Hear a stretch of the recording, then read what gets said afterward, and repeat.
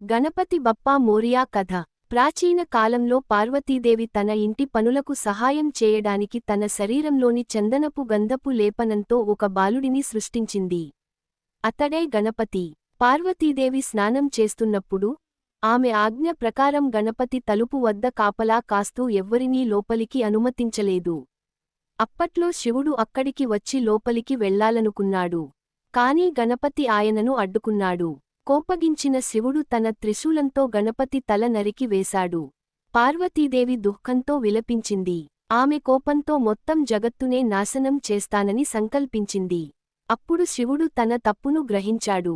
వెంటనే నంది మరియు గణలను పిలిచి, ఇప్పుడే ఒక ప్రాణి ఉత్తరం వైపుకు తిరిగి పడుకుని ఉన్న తల తెచ్చి పెట్టండి అని ఆజ్ఞాపించాడు. వారు ఒక ఏనుగు తల తెచ్చి శివుని ముందు ఉంచారు.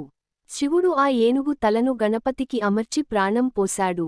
అలా గణపతి మళ్లీ జీవించి వినాయకుడు, విఘ్నేశ్వరుడు అయ్యాడు. ఆ తరువాత శివుడు ఆయనకు వరమిచ్చాడు. ముందుగా ఎవరి పనైనా గణపతిని ఆరాధించి ప్రార్థించాలి. విఘ్నాలు తొలగించి విజయాన్ని ప్రసాదించే దేవుడు గణపతి అని ప్రకటించాడు.